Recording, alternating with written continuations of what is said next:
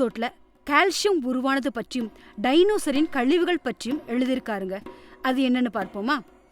Dinosaur காடுகளில் இஷ்டத்துக்கு மிருகங்களை தின்று வயிற்றுக்குள் அனுப்பினாலும் அவை எச்சமாக ஒவ்வொரு நாளும் வெளியில் போடும் பழக்கம் அந்த வகை மிருகத்துக்கு இல்லை. எல்லாமே செரூபணமாகி செரித்து எஞ்சிய கழிவுகள் எல்லாம் ஒரு வகை வாயுவாக உடலுக்குள் திரண்டு ஒரு வருடத்திற்கு ஒரு முறை வாலின் அடிப்பகுதி ஓட்டை போட்டுக்கொண்டு அந்த வாயுவே வெளியில் கக்குமாம். சரி, அப்படி வெளியாகிற அந்த வாயு கிட்டத்தட்ட கடலுக்கு அருகில்தான் செல்லும். அப்படி கடலுக்குள் செல்லும் அந்த விஷவாயு கடலோடு கடலாக கலந்து கெட்டியான திரவமாக பின் ரசாயன மாற்றத்தால் பெரிய பெரிய பாறைகள் அளவிற்கு ஒன்று திரண்டு கடலின் மிக ஆழத்திற்குள் அது சென்று படிந்துவிடும்.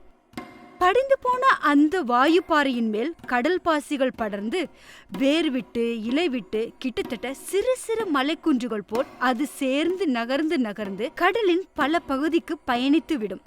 டைனோசர்கள் வாயிலிருந்து வரும் ஒரு வகை அமிலமானது கெட்டி கெட்டியாக பூமியில் படர்ந்து தேங்கி வெள்ளை நிறத்தில் குவிந்துவிட மழை காலங்களில் அவைகள் பூமியில் பதிந்து போய் வருட கணக்கில் அது அப்படியே உள்ளே இருந்து ரசாயன மாற்றத்தால் கால்சியமாக மாறிவிடுகிறது அப்படின்னு எழுதியிருக்காருங்க.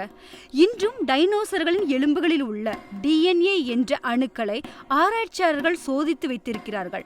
அவைகள் உயிர் பெறுமானால் என்ன ஆகும் என்று திரைப்படங்கள் எடுத்துக்கொண்டுதான் இருக்கிறார்கள். ஆனால் மனிதன் நினைப்பது போல் டைனோசர்களின் DNAவை வைத்துக்கொண்டு மீண்டும் ஒரு டைனோசரை பூமியில் உருவாக்க போவது இல்லை. அழிந்த இனம் அழிந்ததுதான் அப்படின்னு எழுதியிருக்காருங்க.